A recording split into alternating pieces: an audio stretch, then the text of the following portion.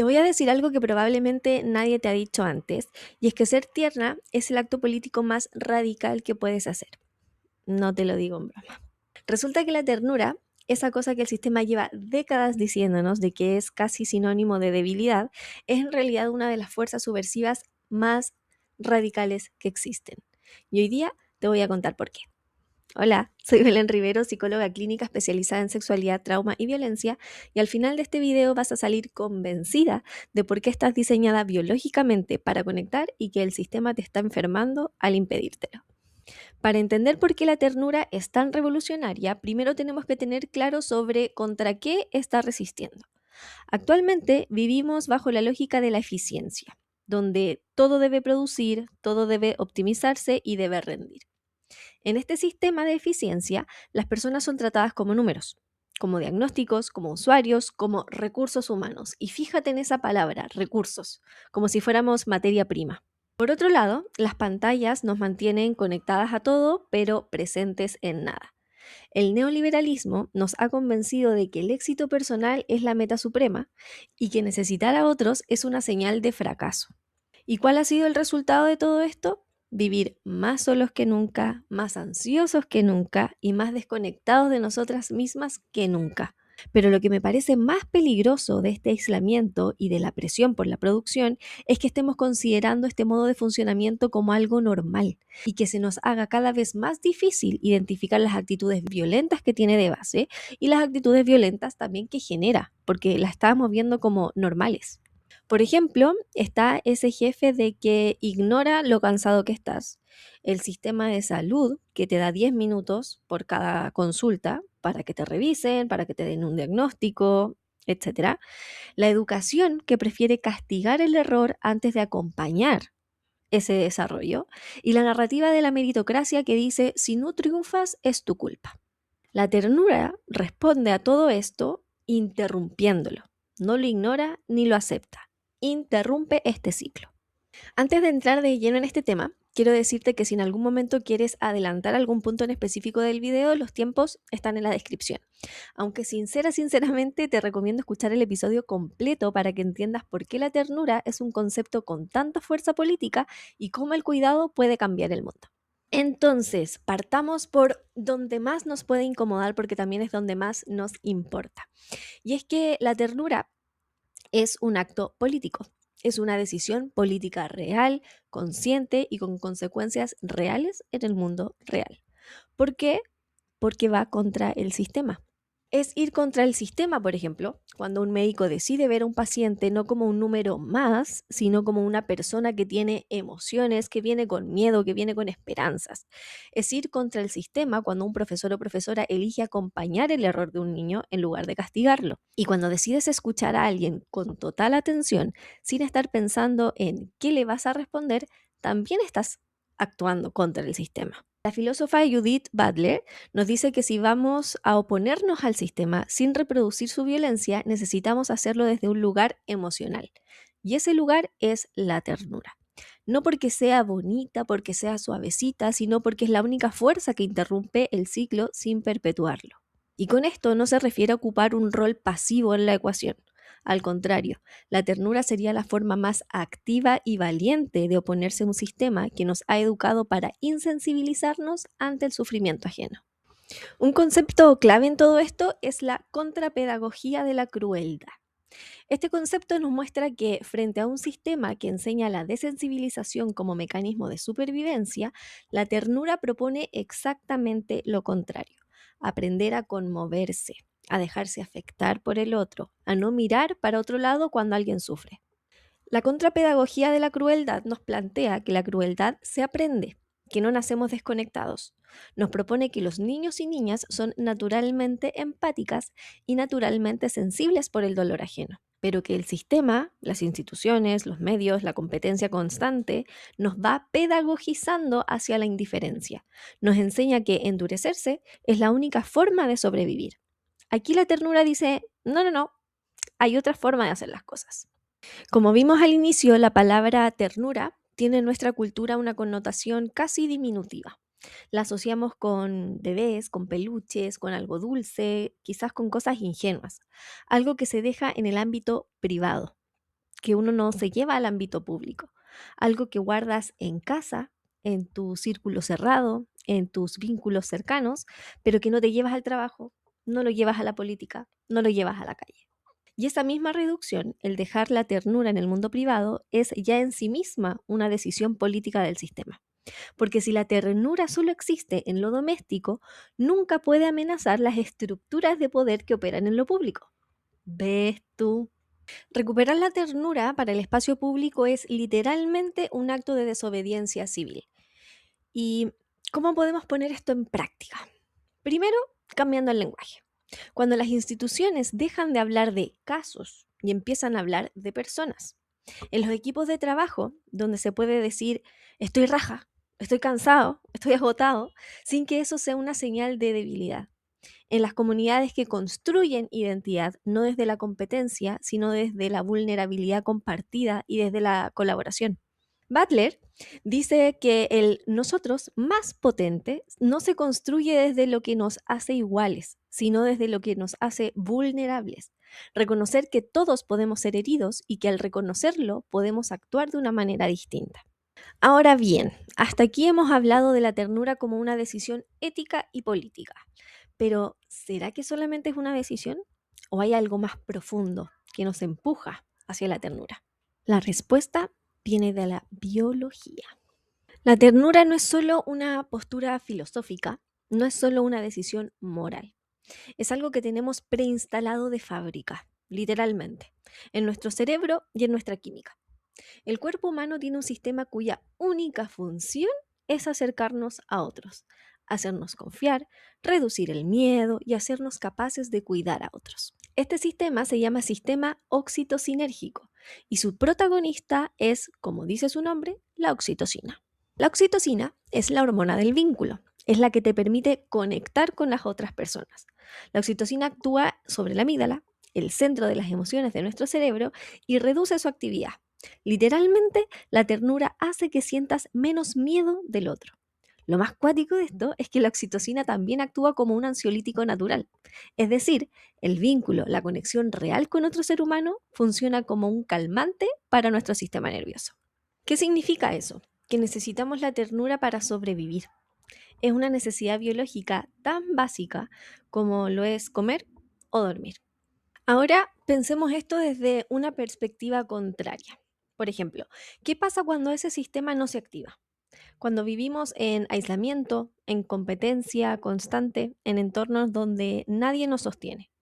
El cortisol, la hormona del estrés, toma el mando y el cuerpo entra en lo que la neurociencia llama un estado de alerta permanente. En este estado, el corazón trabaja más, el sistema inmunológico se debilita, la inflamación aumenta y la esperanza de vida disminuye. Si consideramos esto, no es casualidad que vivamos en una epidemia de ansiedad, de burnout, de enfermedades autoinmunes, porque no es solo estrés, es la consecuencia biológica de vivir en un sistema que ha eliminado sistemáticamente los contextos donde la oxitocina puede hacer su trabajo. La comunidad real, el contacto físico, la escucha genuina y el cuidado mutuo. Entonces, ¿quién es el verdadero débil aquí? ¿La persona que se permite ser tierna y conectar? ¿O el sistema que nos ha convencido de que la dureza es saludable? La biología nos ha dado una respuesta muy clara y es que la ternura no es sinónimo de fragilidad. La ternura es el mecanismo de supervivencia más sofisticado que tenemos. Antes de seguir, me gustaría que pensemos todo esto que hemos hablado sin reducir al ser humano a una máquina, sino que lo comprendamos como un ser complejo que se desarrolla en interacción con el ambiente. Y presta atención a lo que te voy a decir ahora porque puede confundir. Y es que por un lado tenemos la biología como una condición de posibilidad, es decir, nos hace capaces de amar. Los receptores, la oxitocina, el sistema límbico, nuestra fisiología completa nos abren la posibilidad de amar sin imponernos el camino de cómo hacerlo. Y por otro lado está la ética, la filosofía, la decisión política de cuidar a otro. Esto sería la vocación que orienta esa condición de posibilidad.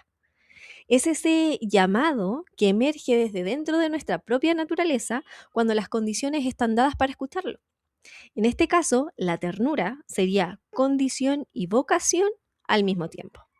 Y nadie ha pensado esto con más precisión y de forma más bonita que Humberto Maturana. Humberto Maturana fue biólogo, no filósofo. No escribía desde la abstracción de las ideas, sino desde la pregunta más concreta que puede hacerse la ciencia. ¿Cómo funciona lo vivo? ¿Qué es lo que hace que un ser biológico sea lo que es? Y llegó a una respuesta que nadie esperaba de un científico. Llegó al amor. Pero no al amor como ese estado intenso y pasajero que asociamos con el romance o con el amor filial de familia. Maturana propone algo mucho más radical, que el amor es en primer lugar un fenómeno biológico. Maturana dice que el amor no es un sentimiento que tienes hacia alguien, es la emoción desde la cual el otro aparece ante ti como alguien con derecho pleno a existir. Cuando amas en ese sentido, el otro no es un obstáculo ni un medio para, es simplemente real, un otro legítimo. Y detente un momento en esa palabra, legítimo.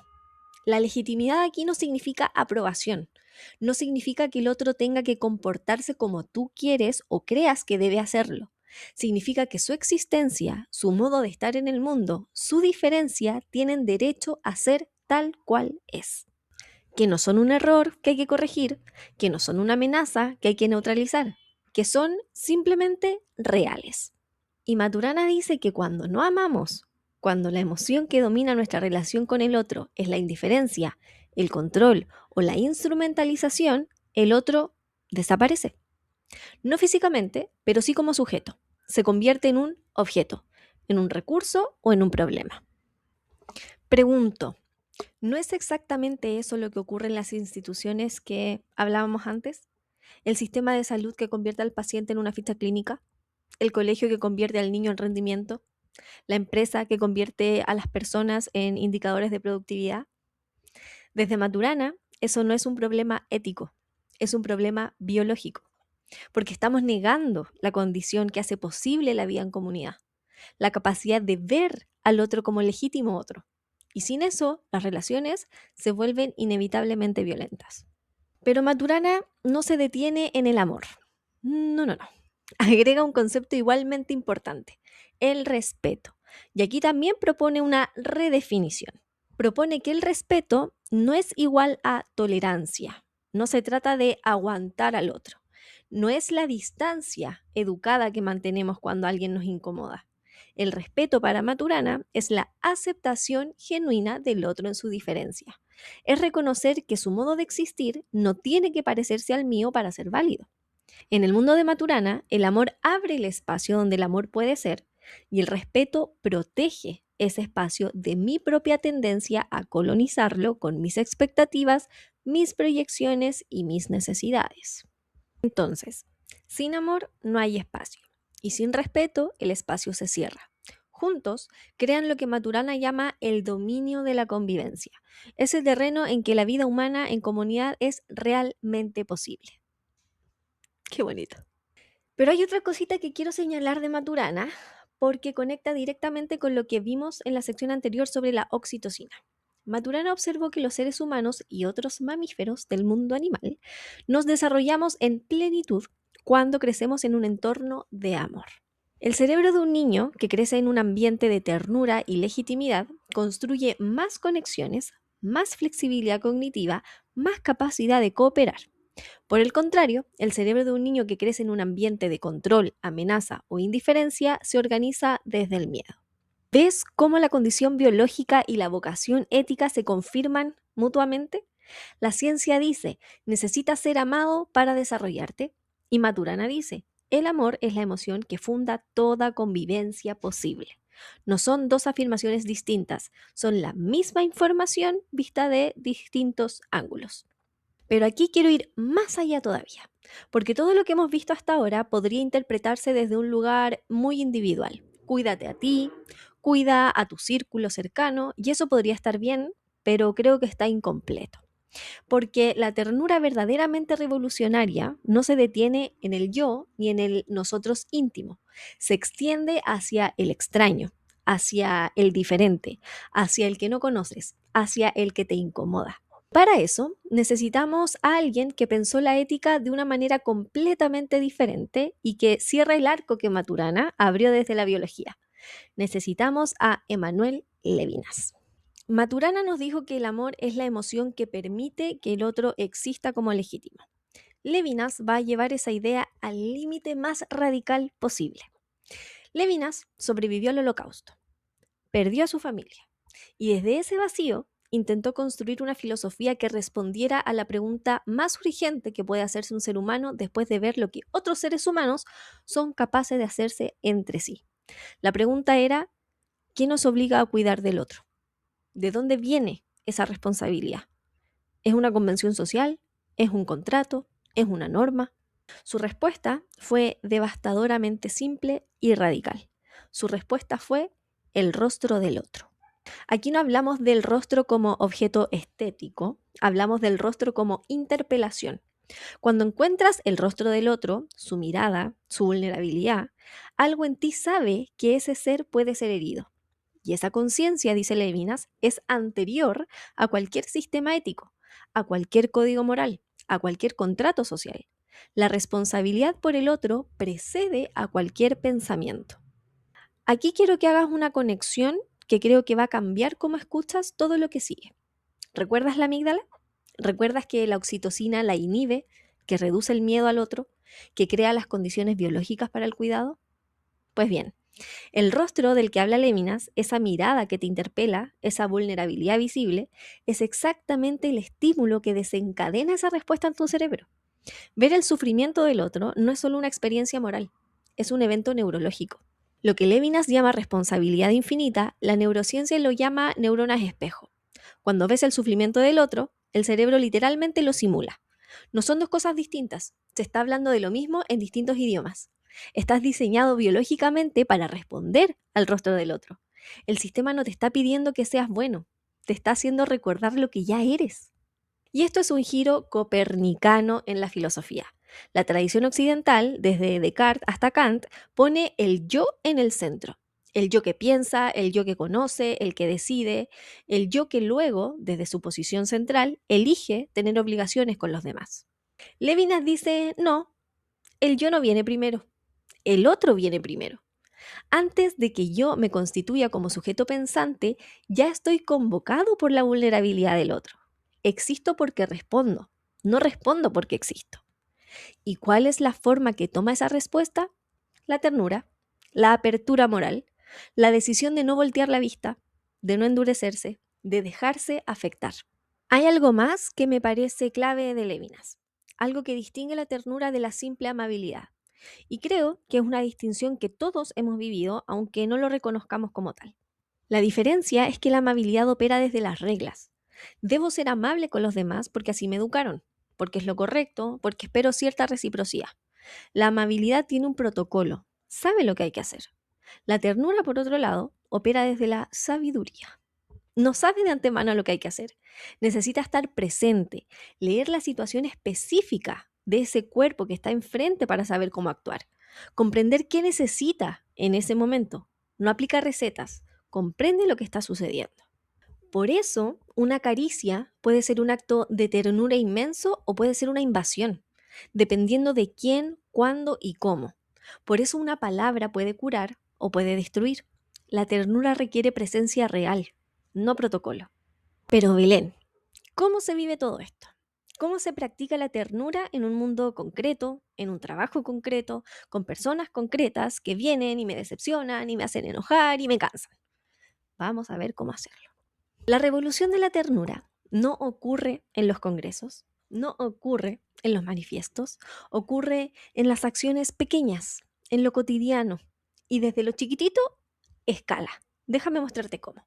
Voy a darte 3 niveles de práctica, no para que los hagas todos de una vez, sino para que veas que puedes actuar la ternura revolucionaria desde donde estás ahora mismo. El primer nivel es el más cercano. Eres tú misma y tu círculo íntimo. Empieza por escuchar sin juzgar. Escuchamos pero no juzgamos. La próxima vez que alguien te cuente algo personal, resiste el impulso de resolver, de aconsejar, de comparar tu experiencia con la suya. Solo pregunta, ¿qué necesita esa persona en este preciso momento? ¿Necesita que la escuches? ¿Necesitas que le ayudes a pensar? Esa pregunta le va a devolver la agencia al otro. Es un acto de maturana puro, reconocer al otro como legítimo incluso en su manera de necesitar. Por otro lado, tenemos la autocrítica amorosa. ¿Cómo te hablas a ti misma cuando cometes un error? Si la respuesta es muy mal, ahí empieza también la revolución. No puedes dar sostenimiento a otros desde un lugar de autocastigo permanente. La ternura hacia uno mismo no es autocomplacencia, es la condición de posibilidad de todo lo demás. El segundo nivel es donde la ternura se vuelve verdaderamente revolucionaria. Es el entorno de trabajo. Imagina esto. Estás en una reunión importante, en un entorno corporativo, hay harta presión, todos compitiendo por parecer súper seguros y eficientes, y en ese momento tu jefe, el líder de equipo, dice algo que nadie se espera. Chiquillos, voy a ser honesto con ustedes, pero la verdad es que estoy agotado. Y creo que no soy el único que se siente así. Eso no es debilidad, eso es un hackeo del sistema. Con ese gesto, esa vulnerabilidad pública y consciente, ese líder está desmantelando activamente la cultura de la productividad tóxica. Está creando un espacio donde el resto puede bajar la guardia. Está liberando oxitocina en una sala que estaba llena de cortisol. Está aplicando la contrapedagogía de la crueldad en tiempo real. Y antes de que digas, oye, pero yo no soy el jefe de nadie, no necesitas ser el líder para hacer eso. Puede ser la que pregunta genuinamente cómo está un compañero, una compañera, la que no celebra el chismecito, la que nombra en voz alta cuando algo está mal, en lugar de adaptarse en silencio. Cada uno de estos gestos interrumpe el piloto automático institucional. El tercer nivel es el más político y quizás el más exigente, pero también creo yo que el de mayor impacto. Piensa en un médico con cierta cuota de pacientes, 10 minutos por consulta. El reloj, la administración, el sistema entero diciéndole que tiene que avanzar rapidito. Y ese médico decide, con un paciente que lleva meses sintiéndose solo, quedarse unos 5 minutitos más, solo para escucharle, sabiendo que probablemente se va a atrasar con otros pacientes y que eso le va a significar recibir un reto. Ese médico no es un buen tipo que hace una excepción simpática. Ese médico está ejerciendo la ética del rostro de Levinas. Está viendo a un ser humano en lugar de una ficha clínica. Está pagando un precio real por eso. Eso es resistencia sistémica. Eso es la ternura como acto político en su forma más pura. ¿Ves la escalada?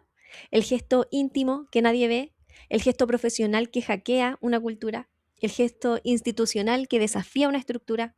No son tres cosas distintas. Son el mismo principio operando a distintas escalas. Y cada nivel prepara el siguiente. No puedes sostener al otro en la institución si no sabes sostenerte a ti mismo. No puedes transformar una cultura si no tienes práctica en la escucha real. Y por último, lo más revolucionario de todo esto no es ninguna teoría, no es Levinas, no es Maturana, ni la oxitocina, ni Butler. Lo más revolucionario es algo mucho más silencioso y mucho más difícil. Decidir cada día no endurecerte. En un mundo que te ofrece la dureza como escudo, elegir seguir siendo permeable, seguir dejándote afectar, seguir respondiendo al rostro del otro, es el acto de resistencia más sostenido, más consecuente y más transformador que está al alcance de cualquier ser humano. No requiere recursos, no requiere poder, solo requiere una decisión que se renueva cada mañana. Y esa decisión, multiplicada por millones de personas, es lo único que ha cambiado el mundo alguna vez. Antes de cerrar, quiero pedirte algo. Y no es solo dale like a este video, aunque bienvenido sea, obvio, sino que quiero pedirte que esta semana elijas un momento para practicar el lenguaje de la ternura de alguna forma concreta y consciente. Puede ser una conversación donde escuchas sin interrumpir, puede ser decirle a alguien lo que valoras de esa persona, puede ser habitarte a ti misma con más compasión cuando las cosas no salen como querías. Y si quieres, solo si quieres, me lo puedes comentar aquí abajito en los comentarios porque me interesa saber mucho cómo viven esto en sus vidas. Si este video cumplió la promesa de hacerte cambiar la forma en que miras el mundo y a ti misma, compártelo con alguien que creas que lo pueda necesitar escuchar, porque la mejor forma de propagar la ternura es exactamente esa, compartiéndola. Gracias por estar aquí, por tomarte este tiempo y por quedarte hasta el final. Te mando un abrazo, que estés bien. Chao, chao.